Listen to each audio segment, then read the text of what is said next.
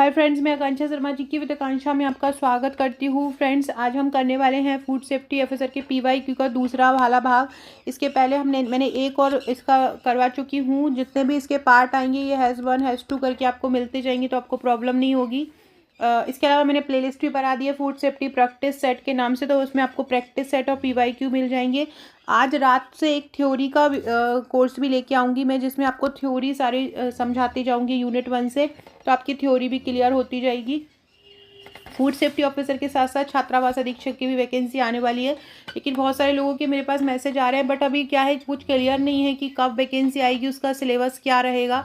तो ये सारी चीज़ें पहले एक बार क्लियर हो जाए, उसके बाद अपन आगे कुछ करेंगे, है ना। उसके बाद अगर अपन कोर्स पढ़ेंगे या उसमें क्या आता है, सिलेबस क्या रहता है, उसके बाद ही कुछ कर पाएंगे। तो चलिए स्टार्ट करते हैं। पहला क्वेश्चन है, निम्नलिखित परजीवी प्राणियों में किसके वाणिज्यिक उत्पादन के लिए लैक्टोफेरिन जीन का उपयोग किया जाता है। देखो, जहाँ पर लैक्टो आ गया मतलब वो मिल्क से संबंधित प्रोडक्ट आ गया। अब इन सब में आप देख रहे हो कि साफ साफ नज़र आ रहा है कि एक गाय ऐसी है जो मिल्क देती है, तो इसका आंसर गाय होगा। लैक्टोफेरिन का उपयोग किस किस में किया जाता है वाणिज्यिक उत्पादन में। दूध को स्टोर करने के लिए मेन इसका उपयोग किया जाता है, वाणिज्यिक मतलब कमर्शियल स्टेज पर। इसके अलावा इसका उपयोग सौंदर्य प्रसाधनों में, मौखिक स्वच्छता उत्पादों में किया जाता है। इसमें जो कच्चा माल होता है, स्किम्ड दूध होता है, पनीर, मट्ठा, देसी मट्ठा, उसके लिए इस जीन का उपयोग किया जाता है। इससे क्या होता है, ये लंबे समय तक सुरक्षित रख सकते हैं इन पदार्थों को। लैक्टोफेरिन के जो वाणिज्यिक उत्पादन की जो प्रक्रिया होती है, या हम बोलें जो कमर्शियल इसका प्रोडक्शन होता है, इसमें प्रोटीन का निष्कर्षण आ जाता है, शुद्धिकरण आ जाता है, मतलब इस दूध में से प्रोटीन का निष्कर्षण कर लेते हैं, शुद्धिकरण कर लेते हैं, अल्ट्रा फिल्ट्रेशन कर लेते हैं, स्प्रे ड्राइंग कर लेते हैं, जिससे ये रोगाणु रोधी हो जाता है, प्रतिरक्षात्मक हो जाता है, और इसमें जो कैंसर रोधी जो गुण होते हैं वो उत्पन्न हो जाते हैं, जिसके कारण कैंसर कारक नहीं होते हैं ये। इसके अलावा ये कैल्शियम के जमाव को भी बढ़ाता है। ये किसके, कैल्शियम के जमाव को भी बढ़ाता है। ये भी आपको याद रखना है, ये किसके, कैल्शियम के जमाव को भी ये बढ़ाता है, कैल्शियम को जमने से ये रोकता है। ये फार्म किए गए जानवरों के विकास प्रदर्शन को भी बेहतर बनाता है। मतलब मतलब खेती के लिए उपयोग किए जाने वाले जो जानवर होते हैं, उनका भी विकास करने के लिए ये मतलब इम्पोर्टेंट रहता है।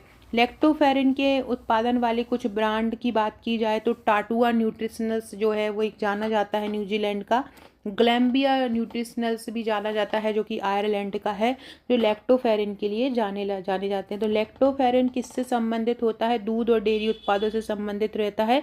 तो लैक्टोफेरिन का उपयोग किसके वाणिज्यिक उत्पादन के लिए किया जाएगा, इनमें से अगर ऑप्शन आए तो गाय का उपयोग किया जाएगा, क्योंकि इनमें से गाय ही ऐसी है जो दूध देती है, बाकी प्रोडक्ट जो होते हैं वो दूध से संबंधित नहीं होते। इसके अलावा जो लैक्टोफेरिन होता है ना, उसका एंटीवायरल दवाओं के विकास में भी उपयोग किया जाता है।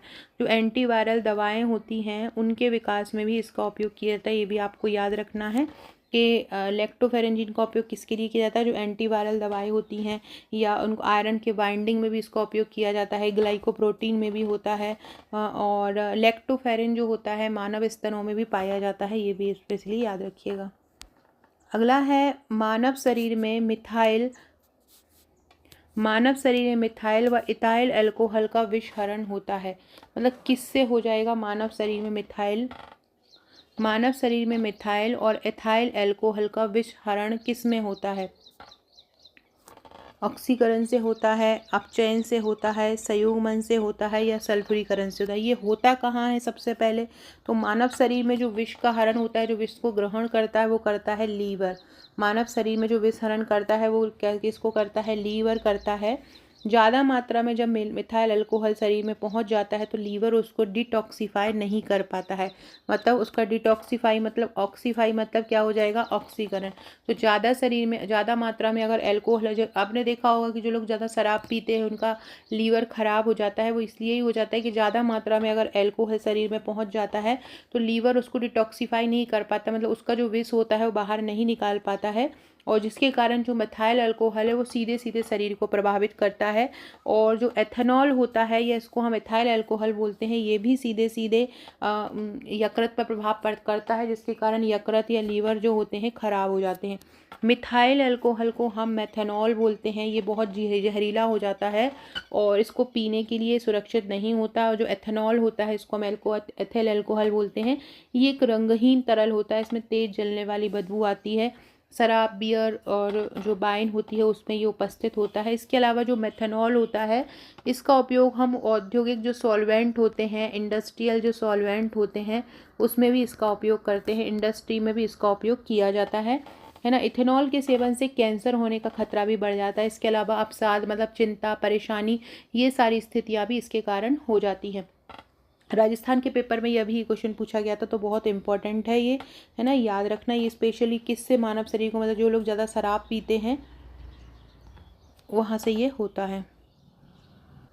अगला क्वेश्चन था कि जो दूध है, दूध में किसकी कमी होती है। सुपरवाइज़र जो लोग तैयारी कर रहे होंगे, अभी सब लोगों ने पढ़ा ही होगा कि दूध में किसकी कमी होती है, किसकी अधिकता होती है। तो दूध में मेनली जो सबसे ज़्यादा पाया जाता है वो पाया जाता है calcium, protein, vitamin B2, calcium, protein, vitamin B2, vitamin B12, calcium, protein, vitamin B2, vitamin B12, phosphorus पाया जाता है, पोटेशियम पाया जाता है, फास्फोरस पाया जाता है। इसके अलावा और क्या पाया जाता है, पोटेशियम पाया जाता है। वहीं इसमें थोड़ी मात्रा में आयरन, तांबा, मैग्नीज और सोडियम भी पाया जाता है, मतलब आयरन भी पाया जाता है, तांबा भी पाया जाता है, कॉपर भी, मतलब तांबा मतलब कॉपर ही होता है, और मैग्नीज, ये सारी चीज़ें भी पाई जाती हैं। लेकिन अगर देखा जाए तो इसमें मेन किसकी कमी होती है, किस विटामिन की कमी होती है, तो विटामिन C की इसमें मेन कमी होती है। और इसकी क्या कमी होती है, इसमें आयरन की कमी होती है। दूध में अगर इनमें से पूछा जाए तो किसकी कमी होती है, मेन जो होती है आयरन की कमी होती है।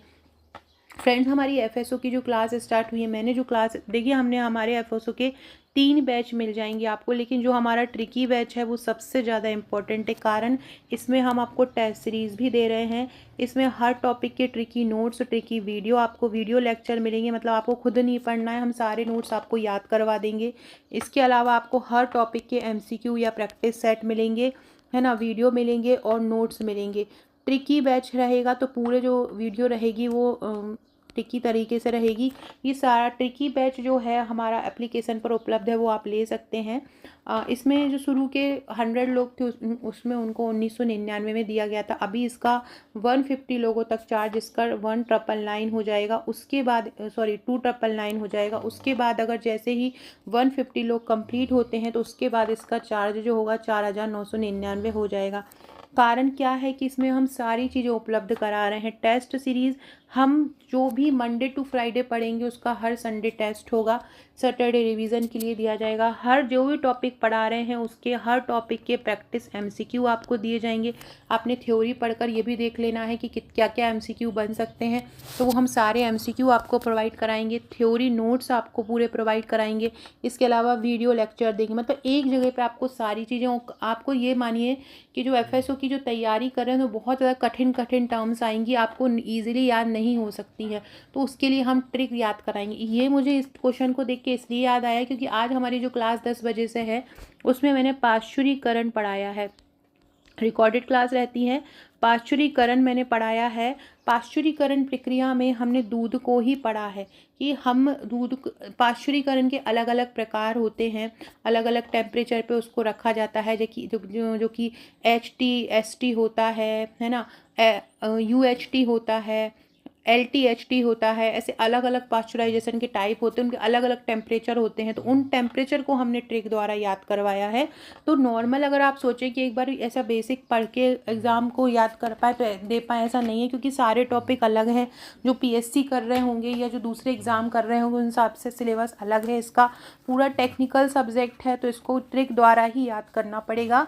इसलिए हमने ये ट्रिकी बैच लॉन्च किया है। तो जो भी लेना चाहते हैं आपको 3 कोर्स मिल जाएंगे। जैसे किसी को ट्रिक द्वारा नहीं पढ़ना है, केवल नोट्स लेना है, तो नोट्स अभी 999 में उपलब्ध है एप्लीकेशन पर। केवल किसी को एमसीक्यू लेना है तो वो एमसीक्यू भी केवल 999 में उपलब्ध है अलग। लेकिन नोट्स भी लेना है, एमसीक्यू भी लेना है, थ्योरी भी लेना है, वीडियो भी लेना है, ट्रिक भी लेना है, तो 2999 वाला बैच ज्वाइन कर लो। क्योंकि और जैसे ही उसमें 150 लोग कंप्लीट होंगे उसका चार्ज 4999 हो जाएगा। तो दूध में किसकी कमी होती है? आयरन की कमी होती है। दूध को लंबे समय तक संरक्षित रखने के लिए हम पास्चराइजेशन करते हैं। क्या होता है कि जैसे सपोज़ करो ये दूध है, दूध में ये सारी चीज़ें होती हैं, कैल्शियम हो गया, प्रोटीन हो गया, विटामिन हो गया, विटामिन B12 इसमें मेन पाया जाता है। इसके अलावा विटामिन A पाया जाता है, पोटेशियम पाया जाता है, फास्फोरस पाया जाता है। इसके अलावा इसमें कुछ ख़राब भी चीज़ें पाई जाती हैं। जैसे कि कच्चा दूध की बात करें तो कच्चे दूध में ई कोलाई पाया जाता है। कच्चे दूध में क्या पाया जाता है? ई कोलाई पाया जाता है। और क्या पाया जाता है? इसमें साल्मोनेला पाया जाता है। अगर हम इनका सेवन कर लेंगे तो हमारे शरीर में तपेदिक होने की संभावना होती है, टाइफाइड होने की संभावना होती है, डिप्थीरिया होने की संभावना रखती है। लेकिन जब हम इसको गर्म कर लेते हैं, जब हम इसको 72 डिग्री सेंटीग्रेड पर, जब 72 डिग्री सेल्सियस पर जब हम इसको गर्म कर लेते हैं और 4 डिग्री सेल्सियस पर जब हम इसको ठंडा कर लेते हैं तो ये पाश्चुरीकृत हो जाता है। उसके बाद इसके जो माइक्रोब्स होते हैं, जो इसके अंदर सूक्ष्म जीव होते हैं, वो नष्ट हो जाते हैं और ये दूध जो होता है हमसे इन सब से मुक्त हो जाता है और हम इसको लंबे समय तक सुरक्षित भी रख सकते हैं। ठीक है, अगला क्वेश्चन है पशुओं के राशन में, मतलब पशुओं से जो हमें चीज़ मिलती है, पशुओं से जो हमें प्रोडक्ट प्राप्त होते हैं, उसमें प्रोटीन की मात्रा लगभग कितनी होना चाहिए?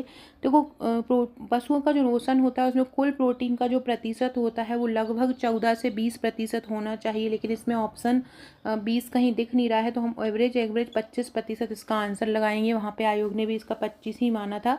वैसे इसमें प्रोटीन की मात्रा जो होती है एवरेज माने तो 14 से 20% होती है।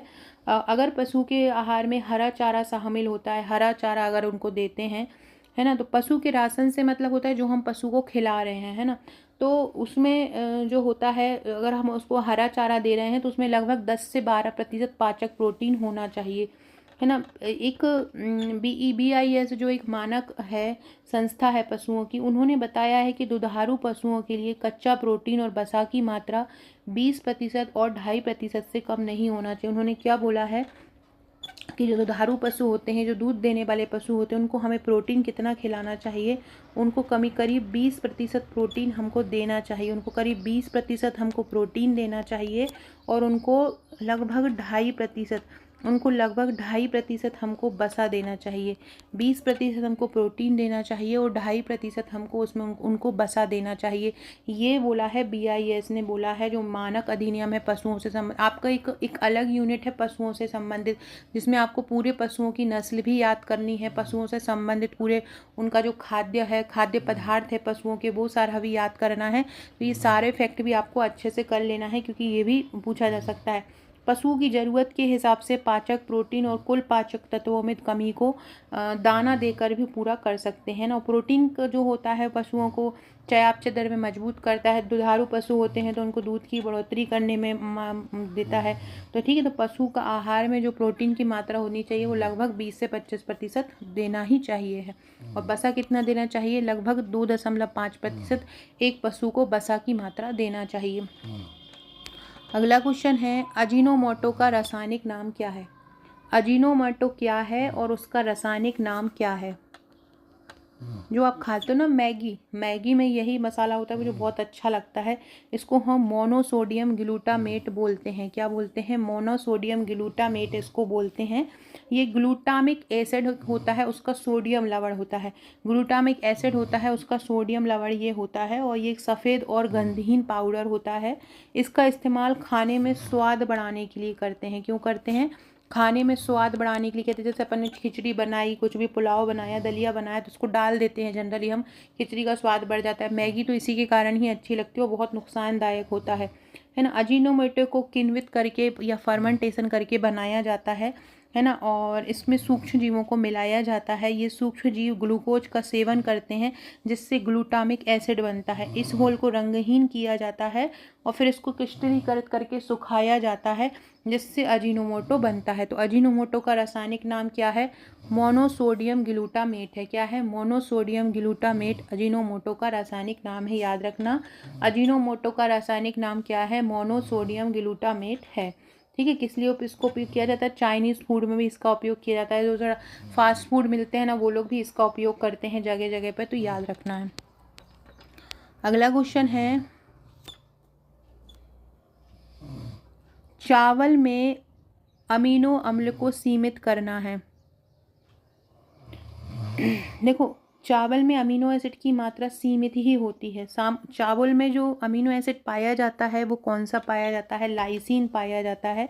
लाइसीन और ट्रिप्टोफैन, मतलब चावल में जो अमीनो एसिड पाया जाता है लाइसीन कम मात्रा में पाया जाता है और ट्रिप्टोफैन एक होता है ट्रिप्टोफैन, इनकी मात्रा जो होती है कम होती है। इनको बढ़ाने के लिए लाइसीन जैसे अमीनो एसिड से पूरक लिया जाता है। ठीक है। तो चावल में अमीनो एसिड को सीमित करना मतलब क्या है? मतलब चावल में अमीनो एसिड सीमित करना किस कैटेगरी में आएगा?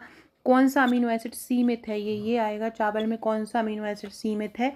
तो क्या हो जाएगा? लाइसीन अमीनो अम्ल जो है चावल में सीमित होते हैं। अमीनो अम्ल बात की जाए तो 9 अमीनो अम्ल आवश्यक होते हैं और 11 अमीनो अम्ल क्या होते हैं? अनावश्यक होते हैं। अनावश्यक इसलिए है क्योंकि इनको हमारा शरीर बनाता है, हमें बाहर से लेने की ज़रूरत नहीं पड़ती। जबकि ये 9 अमीनो अम्लों को हमारा शरीर नहीं बनाता है तो हमको इनको बाहर से लेने की ज़रूरत पड़ती है। और जब हम इन्हें बाहर से लेते हैं इसलिए इनको आवश्यक अमीनो अम्ल कहा जाता है। ल्यूसिन, लाइसिन, मैथियोनिन, ये जो होते हैं ये आवश्यक अमीनो अम्ल होते हैं। ये सारे अमीनो अम्ल वाले जितने भी अमीनो अम्ल होंगे मैं अपने ट्रिकी बैच में सब कुछ ट्रिक्स से याद करवाऊंगी। आपको याद करने का झंझट ही खत्म है। इसके अलावा हम ये PYQ जितने भी अलग अलग परीक्षाओं में प्रश्न आए हैं उनका भी मैंने एक फ़ोल्डर बना दिया है हमारे बैच में, तो वहाँ से आप वो भी देख सकते हैं, वो भी आपको पूरा का पूरा मिल जाएगा। इसके अलावा ये वीडियो की PDF आपको हमारे एप्लीकेशन पर मिल जाएगी, तो आप वहाँ जाके ज्वाइन कर सकते हैं। एक आपके लिए क्वेश्चन है, एक क्वेश्चन का आंसर दीजिएगा। अंडे में कौन सा प्रोटीन पाया जाता है? अंडे में कौन सा प्रोटीन पाया जाता है? इसका आंसर मुझे कमेंट बॉक्स में दीजिएगा। अंडे में कौन सा प्रोटीन पाया जाता है? एक फूड सेफ्टी ऑफिसर के लिए टेलीग्राम भी बनाया है, डिस्क्रिप्शन बॉक्स में लिंक मिलेगी, ज्वाइन कर लीजिएगा। व्हाट्सएप ग्रुप की लिंक भी मिलेगी, उसे भी ज्वाइन कर लीजिएगा, डिस्क्रिप्शन बॉक्स में ही मिलेगी। और एप्लीकेशन की लिंक मैं कमेंट बॉक्स में डाल दूंगी। जो भी आप हमारा बैच देखना चाहते हैं, डेमो देखना चाहते हैं, डेमो भी डाल दूंगी, तो डेमो भी देख सकते हैं वहाँ पर जाके वीडियो का, और नोट्स का डेमो भी आप देख सकते हैं। तो जो भी ज्वाइन करना चाहते हैं, जो भी लेना चाहते हैं, वहाँ जाकर देख सकते हैं। वो हमारा जो बैच है उसमें सारा संपूर्ण बोलते हैं ना, संपूर्ण चीज़ आपको ट्रिकी बैच में मिल जाएगी। बाकी जो 2 और कोर्सेज हैं उनमें केवल एक में MCQ अकेला मिलेगा और दूसरे में केवल नोट्स अकेले मिलेंगे। और जो ट्रिकी बैच रहेगा 299 वाला, उसमें सब कुछ मिलेगा। टेस्ट भी मिलेंगे, PYQ भी मिलेंगे, MCQ भी मिलेंगे, थ्योरी भी मिलेगा, ट्रिक भी मिलेगा। तो चावल में कौन सा अमीनो अम्ल सीमित है? लाइसिन अमीनो अम्ल सीमित होता है। ये FSSAI जो अधिनियम है ना, फसाई अधिनियम, इसको पूरी धारा 101 पूरी ही धारा मैं आपको समझाऊंगी, क्योंकि ये पूरा का पूरा अधिनियम ही बहुत इम्पोर्टेंट है। और ये यूनिट 10 का है। पहले मैं सोच रही थी कि पहले मैं यही वाला जो है सबसे पहले कराऊं, लेकिन फिर मैंने सोचा यूनिट 1 में कुछ बेसिक टॉपिक है वो कर लो, फिर यूनिट 10 करेंगे। इसलिए मैंने हमारे बैच में फिर यूनिट 1 के बाद ही हम यूनिट 10 करेंगे। आप लोगों को भी आज रात से थ्योरी यूनिट 1 की थोड़ी थोड़ी कराना स्टार्ट कर दूंगी। जो खाद्य सुरक्षा मानक अधिनियम है उसको हम फसाई अधिनियम बोलते हैं।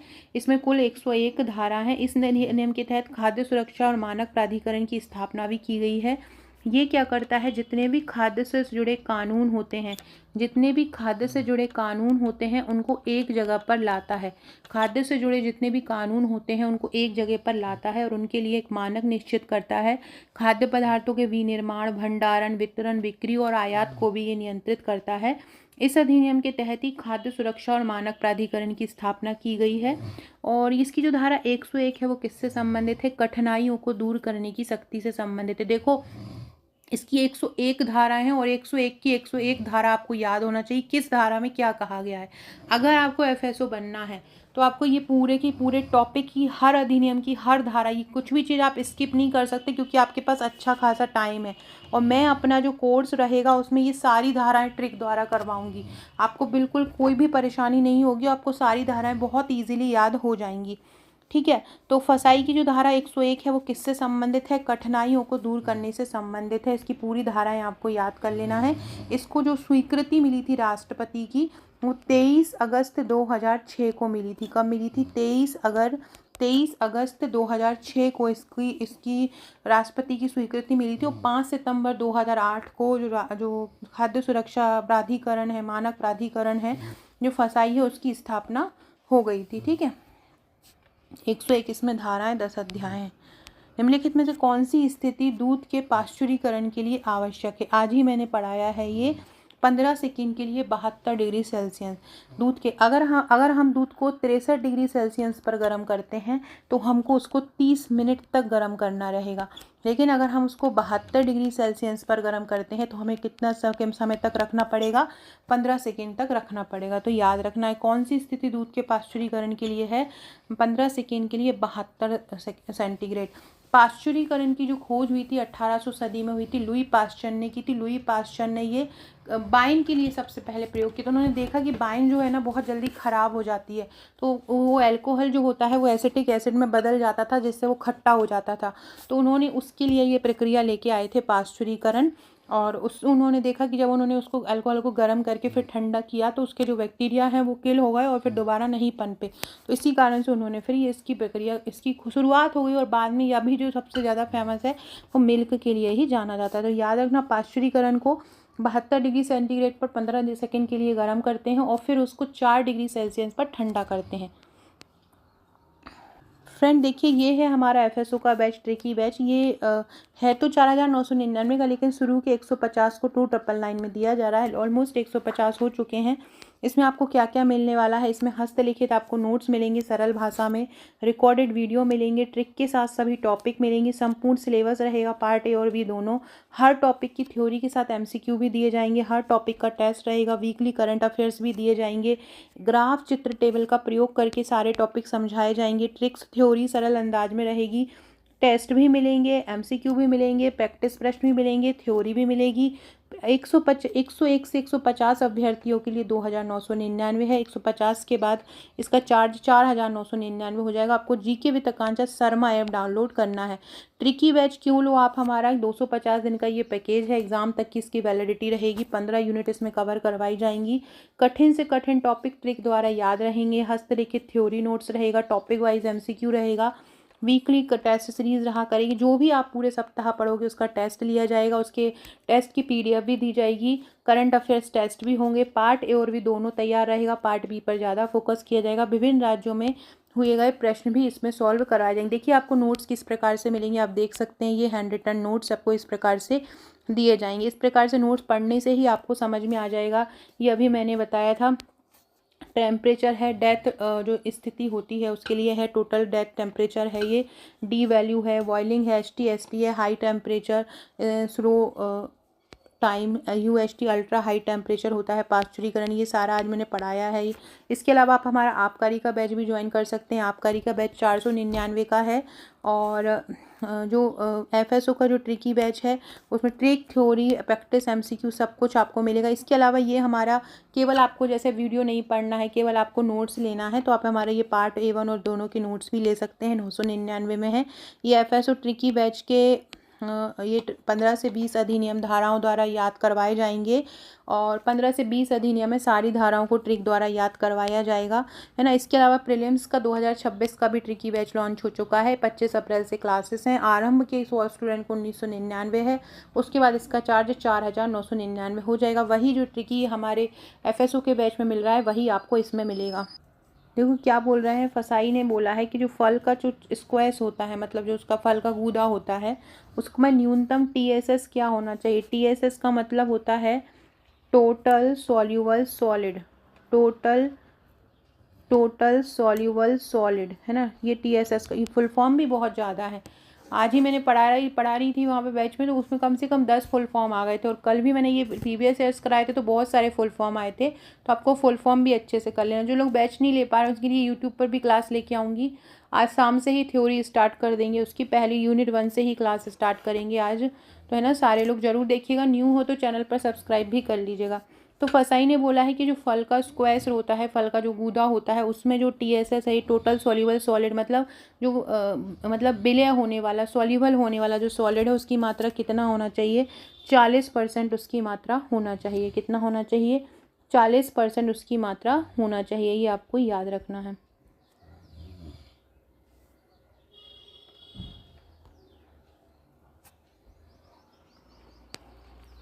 अगला क्वेश्चन है, ग्रीन टी का सबसे अच्छा स्रोत क्या है। ग्रीन टी का अच्छा स्रोत क्या होता है। ग्रीन टी क्या होता है, एंटीऑक्सीडेंट होती है। इसमें क्या होता है, एपिगैलोकैटेचिन की मात्रा बहुत ज़्यादा होती है। मतलब ये जो एंटीऑक्सीडेंट कण होते हैं उनको जो नुकसान पहुंचाता है उनसे ये रक्षा करती है, तो ये एंटीऑक्सीडेंट कहलाती है। ग्रीन टी एंटीऑक्सीडेंट के रूप में कैसे काम करेगी, ये भी आपसे पूछ सकते हैं। तो ग्रीन टी में मौजूद क्या होता है, ग्रीन टी में कैटेचिन होता है, नाम भी याद रखना। ग्रीन टी में एक कैटेचिन होता है और एक पॉलीफेनॉल होता है। ग्रीन टी में एक कैटेचिन होता है और एक क्या होता है, पॉलीफेनॉल होता है। ये एक प्रकार के एंटीऑक्सीडेंट होते हैं।